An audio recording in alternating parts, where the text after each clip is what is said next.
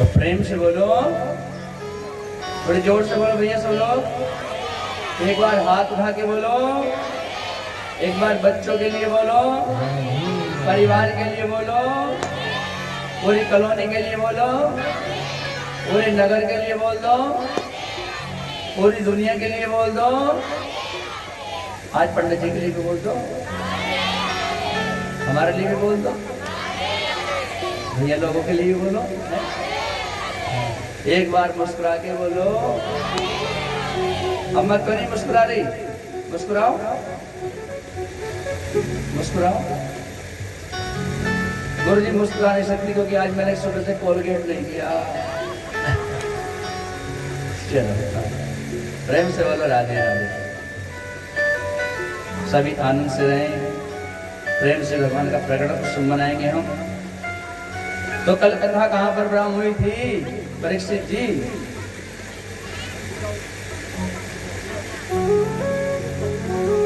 इसका सती का कन्यादान हुआ था, है? हाँ देखो, हाथ मार दिया। इसे तो कहते धर्म पत्नी। चलो ताली बजाओ जोरदार। कल आपने भगवान भोलेनाथ के विवाह में आनंद लिया है, उस बड़े धूमधाम से मनाया। अच्छा लगा था? भगवान भोलेनाथ की बारात देखो कैसे चढ़ी धूम से है, खूब आनंद हुआ। चिंता मत करो, गुब्बारे भी बेचारे कह रहे हैं जल्दी करो। संकेत कर रहे हैं ठाकुर जी के आने का। तो आज परीक्षित जी महाराज सुखदेव जी महाराज जी के सम्मुख बैठे हैं और परीक्षित जी ने एक ही प्रश्न किया। क्या कहा कि गुरुदेव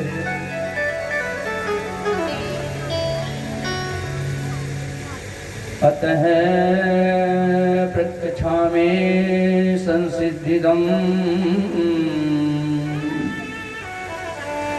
योगिनां परं गुरुं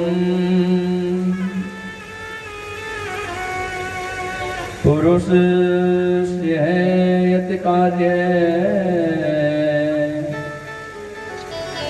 म्रियमाणस्य सर्वथा। कि जल्दी मरने वाले व्यक्ति की मुक्ति का उपाय क्या है? यही प्रश्न तो किया था तो जी, परीक्षित जी ने यही तो प्रश्न किया था कि जल्दी मरने वाले व्यक्ति की मुक्ति का उपाय क्या है? क्योंकि राजा को श्राप लगा है 7 दिन में मरने का। तो बड़े चिंतित हैं राजा, घबराए हुए हैं, 7 दिन में मुक्ति कैसे मिलेगी? तब सुखदेव जी महाराज ने कहा, राजन चिंता मत करो, 7 दिन बहुत है तुम्हारे लिए। कितने? 7 दिन तो बहुत है। राजा खड़वांग को तो एक मुहूर्त में ही मुक्ति मिल गई थी, ये तो 7 दिन है तुम्हारे पास। तो अब जब इतना कहा ना तो राजा की हिम्मत बढ़ गई। राजा को जो डर सता रहा था वो दूर हो गया। एक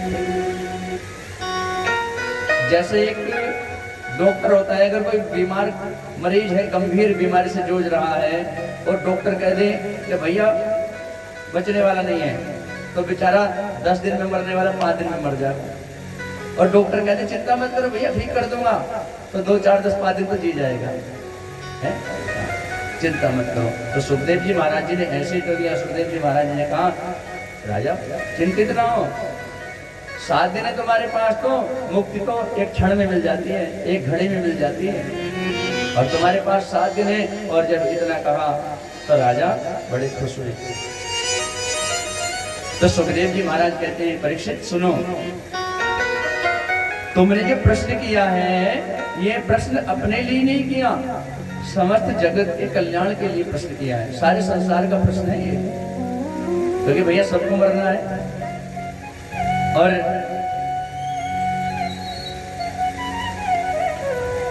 एक दिन सब को ये शरीर छोड़ना है, तो ये जगत कल्याण का प्रश्न तुमने किया है। तो देखो यहाँ पर कह रहे हैं कि देखो परीक्षित,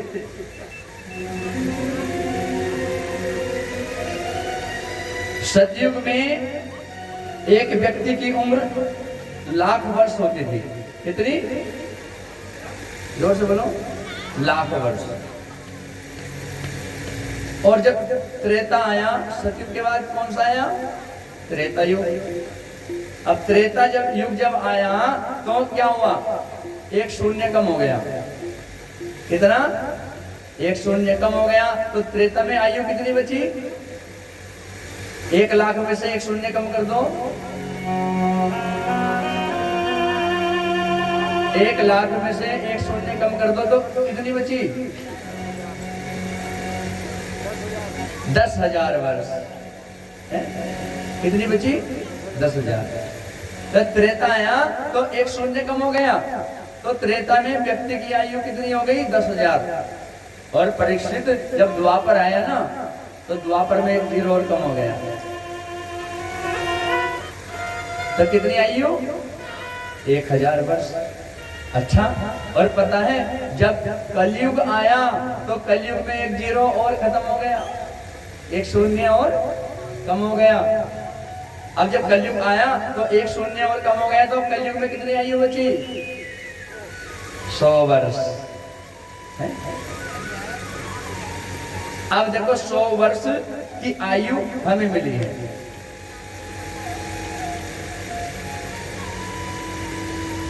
लेकिन 100 वर्ष कौन जी रहा है आजकल? जी कोई पकड़ रहा है? लेकिन 100 वर्ष की आयु मिली है, तो परीक्षित कम से कम व्यक्ति को 100 वर्ष जीना चाहिए। लेकिन हमारा खान पीन ये सब हमारी धीरे धीरे आयु छीण कर दी है। चिंता, हर व्यक्ति को चिंता है, और चिंता भैया खा जाती है?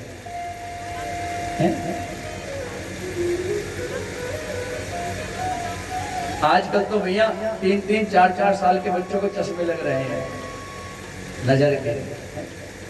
ये क्या है?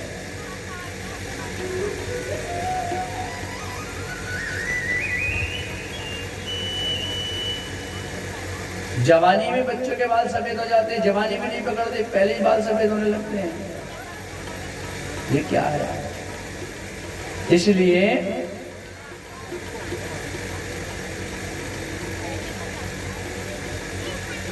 ये हमारा खान पीन है, ये टेंशन, चिंता ही सबकी जड़ है।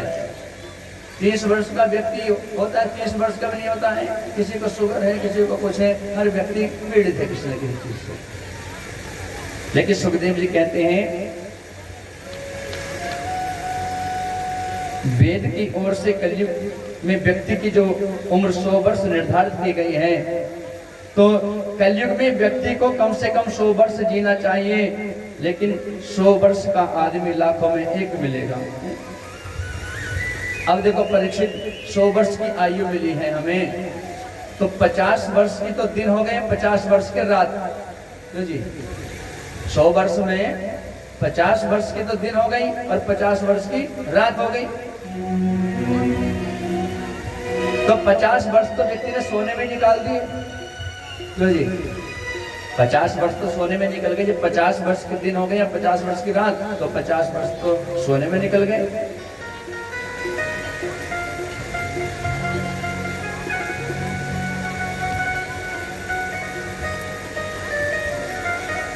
और देखो 50 वर्ष बचे। अब क्या होता है? 25 वर्ष, 50 में से समझो 25 वर्ष है, 25 वर्ष जो है वो पत्नी के साथ निकल गए व्यक्ति। अब 25 वर्ष बचे। ससुरारी प्यारी भई तब थे। तो एक बात बताओ, 50 वर्ष में 25 वर्ष तो पत्नी के साथ निकल गए, तो भजन कर सकता है व्यक्ति? नहीं करेगा। अगर भजन करने की सोचे तो नहीं कर पाएगा, क्योंकि विवाह हो गया, और विवाह होते ही पत्नी देवी जी के शब्द कानों में आने लगे, जी आज नमक खत्म, आज मिर्ची खत्म, आज ये खत्म, वो खत्म, वो खत्म। तो भजन करेगा क्या? तो भजन नहीं हो पाता। संसार के कार्य हो गए। 10 साल तक व्यक्ति का 10 साल तक बच्चा क्या करता है, उसे अपनी खबर नहीं होती 10 साल तक। क्यों जी? बच्चा होता है जब उम्र होती है 10, कितनी, थोड़ी जोर से बोलो, उम्र होती है 10 तो बच्चा रहता है खेल में फंसा रहता है। क्यों जी? अब उम्र हो गई 20, अब 20 साल का तो जवान हो जाता है। उम्र हो जाती है 20 तो माता पिता कहे चल मंदिर चला जाओ, बोले तुम काम करो अपना, हमें टाइम नहीं है मंदिर जाने का, तो नहीं जाते। उम्र हो जाती है 20 तो ऐसे घूमता है जैसे बने में रीछ, रात को 8 बजे आए, 11 बजे आए, 12 बजे आए, किसी से कोई मतलब नहीं, रीछ की तरह घूमता फिरता है जवानी में, नहीं सुनता किसी की। उम्र हो जाती है 30, इतनी जोर से बोलो थोड़ा, पहाड़ा चल रहा है पहाड़ा। उम्र हो गई 30, अब देखो अब 30 वर्ष हो गई तो शादी हो जाती है। अब शादी हो गई, बच्चे हो गए, हाँ, उम्र हो गई 30, अब करता है बेचारा कमाने की रेस। हाँ, कभी देवी जी आ गई, कभी लिपस्टिक, कभी साड़ी, दुनिया भर की चीजें आ गई, तो भजन कहाँ करेगा।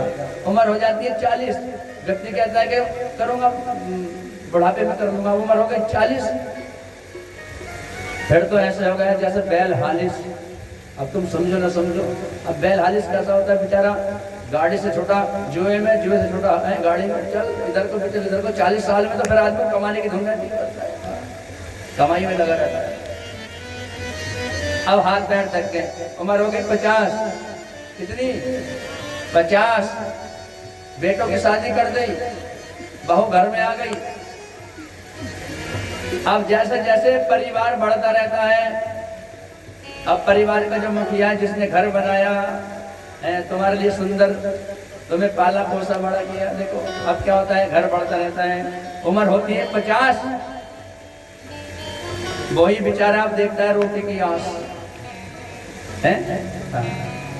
अब 2 बेटे हो गए, अब दोनों की शादी कर दी। अब बैठा बैठा इंतजार कर रहा है, जिन्हें बड़े वाले की लाएगी आज, जिन्हें छोटे वाले की भोजन कराएगी। इसी चक्कर में कभी कभी तो बेचारा भूखा भी रह जाए। अब उम्र हो गई 60, कितनी उम्र हो जाती है 60 तो देखो परिवार बड़ा हो गया, बच्चे हो गए, बच्चों की पत्नी आ गई, अब उनके भी बच्चे हो गए। तो बोले पिताजी बोले एक काम करो, अब तुम्हारे घर में कोई काम नहीं है, हाँ अब तुम्हारे घर में कोई काम नहीं, तो एक काम करो तुम घेर में पहुंच जाओ। तो उम्र होती है 60 तो बेचारे की पहुंचा देते हैं घेर में खाट, चल मारे घर से बाहर।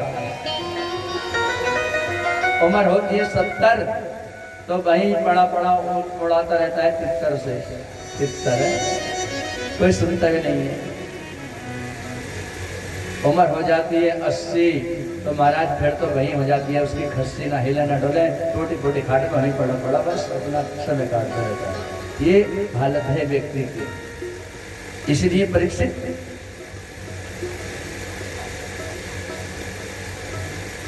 भगवान ने हमें सुंदर जीवन दिया है, तो हमें क्या करना चाहिए, अपनी जो सांसें हैं वो भगवान को दे दो, जितनी भी सांसें बची हैं। अब कैसे दोगे भगवान को अपनी सांसें? अब जितनी सांसें बची हैं उन्हें भगवान को दे दो। कैसे? सुखदेव जी ने कहा कि जल्दी मरने वाले की मुक्ति का एक ही उपाय है राजन, क्या? तस्मात् भारत सर्वात्मा भगवान ईश्वरो हरि, श्रोतव्य है कीर्ति तवस्य च, स्मर्तव्यश्चेच्छताभयम्। जल्दी मरने वाले को एक ही काम करना चाहिए, श्वास श्वास पर कृष्ण भजी, व्यथा श्वास जनि खोए, ना जाने आश्वास की आवन होए न होए। जल्दी मरने वाले को तो एक काम करना चाहिए, अपनी जो सांसें बची ना भगवान को दे दो। बोले वो कैसे? देखो पता नहीं कौन सी सांस पर प्राण निकल जाए, कोई गारंटी नहीं। सांस लेते हुए प्राण निकल जाए या सांस छोड़ते हुए प्राण निकल जाए, कोई गारंटी नहीं है। इसलिए पता नहीं दोबारा सांस लौट कर भी आएगा कि नहीं आ पाएगा। इसलिए प्रत्येक परिस्थिति में भगवान का चिंतन करना प्रारंभ कर दो, भगवान का नाम जप करना प्रारंभ कर दो। 24 घंटे भजन में लग जाओ। सुखदेव जी महाराज कह रहे हैं 24 घंटे भजन में लग जाओ। अच्छा हम आपसे कहें 24 घंटे का भजन कर लोगे तो कर लोगे? हाँ या ना? नहीं नहीं कर सकते।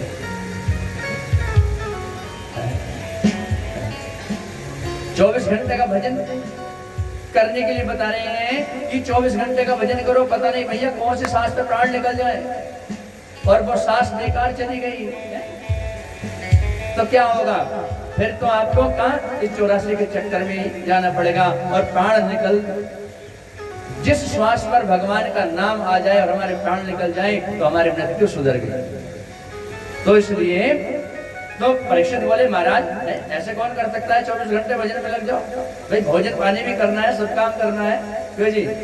परिवार को भी देखना है। संसार का व्यक्ति है, क्या अपने पतियों को नहीं देखेगी, अपने बच्चों को नहीं देखा जाएगा, रिश्तेदार मेहमान जो भी आएंगे क्या उनको नहीं देखा जाएगा? अब 24 घंटे भजन करेंगे तो घर में खाना बनाने तुम्हारे घर वाले आएंगे? बोले नहीं सुनो, तो देखो तुम्हें 24 घंटे का भजन बता रहे हैं, कैसे करा जा सकता है भजन 24 घंटे? करत करत अभ्यास थे। आपका अभ्यास अगर हो गया तो आप 24 घंटे का भजन आपका चल सकता है। कैसे चल सकता है? रामचरितमानस में कहती है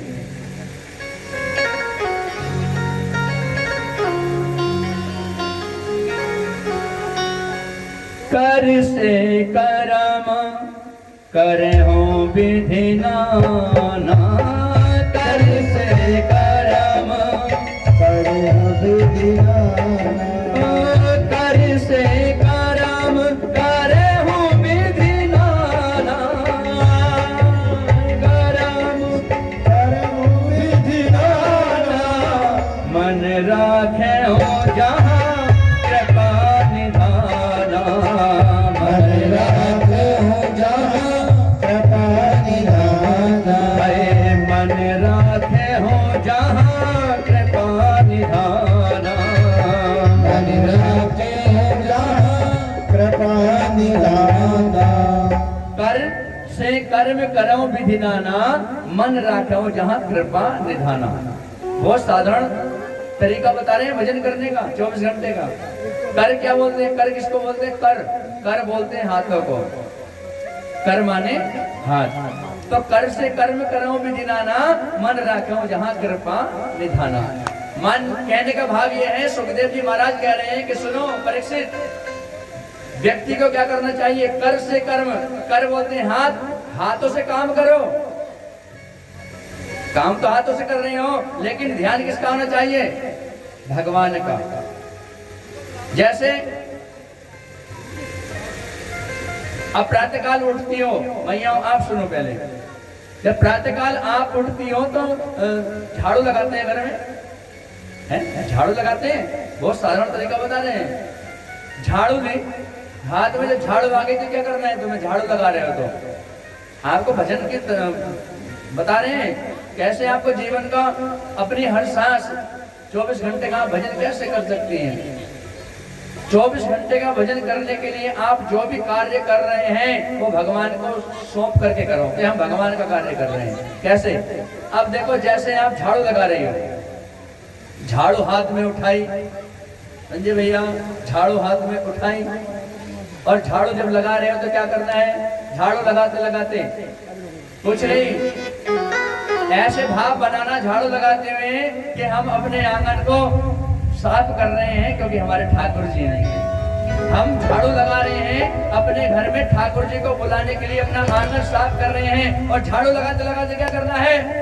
गोविंद मेरो है, गोपाल मेरो है, गोविंद मेरो है, गोपाल मेरो है, गोविंद मेरो है, गोपाल मेरो है, गोविंद मेरो है, गोपाल मेरो है, श्री बांके बिहारी नंदलाल मेरो है, श्री बांके बिहारी नंदलाल मेरो है। तो ये क्या हो गया? झाड़ू लगाना ही भजन बन गया। झाड़ू लगा रहे हैं लेकिन भजन भगवान का चल रहा है, तो चिंतन किसका हो गया? भगवान का चिंतन। झाड़ू लगाए 2 घंटे तो कम से कम झाड़ू लग गई, तो कम से 2 घंटे का भजन जुड़ गया तुम्हारा है।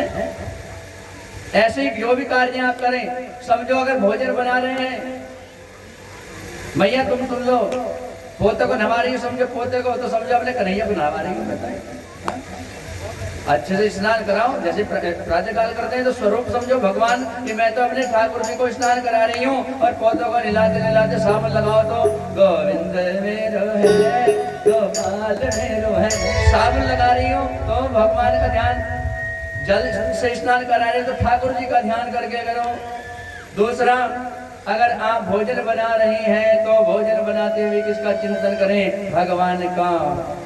क्योंकि भोजन बनाते समय अगर आप भगवान का चिंतन करेंगी, भगवान का ध्यान करके भोजन बनाएंगी, तो उस भोजन में आनंद ही कुछ हो रहेगा, स्वाद सत्यता है। उस भोजन में कुछ अलग ही स्वाद आएगा, आनंद आएगा। वरना साइंस भी कहता है भोजन बनाते समय जैसे विचार हमारे दिमाग में होंगे वो भोजन में प्रवेश करेंगे और खाने वाले पर भी वही प्रभाव पड़ेगा। ये साइंस भी कहता है। अगर आप भोजन बनाते समय गुस्से में भोजन बना रही है तो खाने वाले को गुस्सा आएगा। भोजन बनाते बनाते मुंह चढ़ा के पाए, बिल्कुल यही काम हो गया, रोज चूल्हा जलाना पड़ गया है। अगर गुस्से में भोजन बना रही हो तो भोजन करने वाले को गुस्सा आना शुरू हो जाएगा और वो गुस्सा तुम पे उतरेगा। क्यों जी? इसलिए अगर भोजन बनाओ तो क्या कि हम अपने भगवान को भोग लगाने के लिए भोजन बना रहे हैं। आटा गूंदो, गोविंद मेरो है, गोपाल मेरो है, गोविंद मेरो है, गोपाल मेरो है। आटा गूंद रहे हो तो गोविंद मेरो है, रोटी बना रही हो गोविंद मेरो है। हर स्थिति में भगवान का चिंतन करके आप कार्य करो तो आपका भजन हो जाएगा, जुड़ जाएगा। 24 घंटे का आपका भजन हो सकता है। और देखो, भगवान का भजन करके, भगवान को भोग लगा करके यहाँ भोजन परोसोगे, अपने परिवार को, अपने बच्चों को खिलाओगे तो उनकी बुद्धि नहीं बिगड़ेगी। ध्यान रखना, क्योंकि जैसा खाओगे अन्न वैसा होगा मन। सात्विक वृत्ति के साथ भोजन करें, भाव से भोजन को बनाएं और भगवान को बिना भोजन भोग लगाए जो भोजन करते हैं वो विष्ठा के समान माना गया है। और जो वैष्णव होते हैं वो तो भैया भोजन करते नहीं। करते हैं क्या? नहीं, वो तो प्रसाद ग्रहण करते हैं ठाकुर जी का। क्यों जी? भगवान को लगने के बाद, भोग लगने के बाद फिर तो प्रसाद बन गया हो। तो नित्य प्रति भोग लगाना चाहिए ठाकुर जी को। और देखो, भोजन बनाते समय कुछ गलतियां होती हैं, नहीं करनी चाहिए। अरे जब प्रेम से बनाओगे, भगवान का चिंतन करके बनाओगे तो अच्छा ही बनेगा। हमें तो ऐसा बल लगा है, लेकिन क्या करती है, नमक चेक करती है, बनाते बनाते बहुत कर लेती है। और तुमने पहले जब चेक कर लिया तो फिर तो छोटा हो गया, फिर भगवान का भोग कैसे लगाओगे? नई स्टाइल है, चले आजकल की। पहली माताएं नहीं करती थी, लेकिन आजकल तो चम्मच नहीं। बिल्कुल है, सही है। क्यों भैया? नहीं करना चाहिए। और फूंक लगाती हैं, कुछ उबाल आ गया तो उसको फूंक मार मार के उसे नीचे करेंगे, तो वो भी झूठा हो गया है। क्योंकि आप फूंक लगा रहे हैं तो एक ना एक फूंक का कण उसमें जरूर पहुंचेगा। फूंक झूठी होती है, नहीं करना चाहिए। भगवान को भोग लगाओ तो भोजन बड़े सात्विक, कभी खुले बाल करके तो भोजन बनानी चाहिए। जो भोजन खुले बाल करके बनाती है ना, उस घर में पितृदोष आ जाता है। सर ढक के और बालों को बांध करके भोजन बनाना चाहिए। जब इस प्रकार से आप भोजन बनाएंगी और अपने भोग लगा करके ठाकुर जी को परिवार को भोजन खिलाएंगे तो उनकी बुद्धि फिर नहीं बिगड़ेगी, वो भगवान की और उनकी बुद्धि धीरे धीरे आने लगेगी। क्योंकि अन्न भी दूषित होता है, अन्न जो है दूषित होता है, अन्न भी पता नहीं भैया कहाँ से कैसे आ रहा है, अन्न दूषित होता है। इसलिए भगवान को भोग लगा करके क्या होता है, जो उसमें जो दूषित है वो अन्न भी प्रसाद बन जाता है। तो सब लोग लगाते होंगे भगवान का तो भोग, क्यों जी सब लगाते हैं।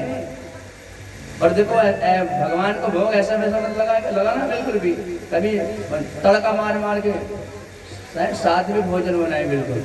और देखो जिस घर में ठाकुर जी की सेवा होती है उस घर में तो देखो ये तामसिक चीजों का प्रवेश नहीं होना चाहिए, कोई भी हो चाहे तामसिक। ये जो लहसुन प्याज जो है ये भी तामसिक माना गया है, उसमें नहीं होना चाहिए। क्योंकि देखो